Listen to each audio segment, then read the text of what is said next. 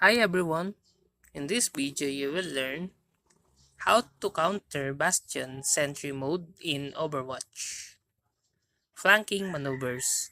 Approach Bastion from behind or the side where it has less coverage and can react quickly. Coordination. Coordinate with your team to focus fire on Bastion simultaneously to overwhelm its self-repair and force it to retreat. Barrier tanks. Use tanks with barriers to absorb Bastion's fire and create opportunities for your team to attack. Distract with off-tanks. Use off-tanks like Diva or Roadhog to draw Bastion's attention away from your team while others attack from different angles. Long-range damage.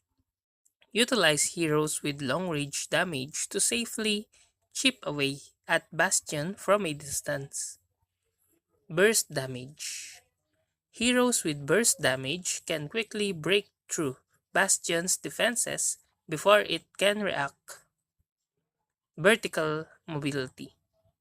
Utilize heroes with vertical mobility to reach high ground and attacks Bastion from above where it may not expect. Coordination with support ultimates.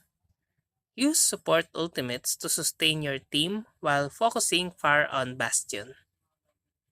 Shield placement.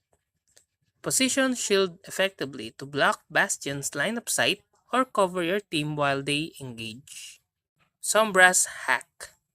Sombra can hack Bastion to temporarily disable it and make it vulnerable to attacks. Ana's sleep darts.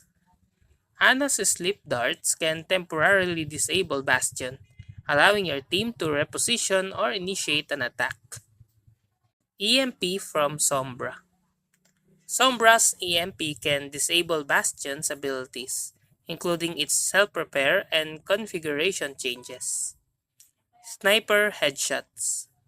Aim for headshots with heroes like Widowmaker or Hanzo to maximize damage output against Bastion.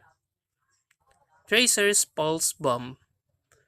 Tracer's Pulse Bomb deals high burst damage, making it effective against Bastion if you can get close enough. Pharah's Concussive Blast. Pharah can use Concussive Blast to reposition Bastion or knock it off high ground. And that's how to counter Bastion's Sentry mode in Overwatch. If you like this video, please click the like and subscribe and ring the bell icon to notify you to our next video. Thank you for watching.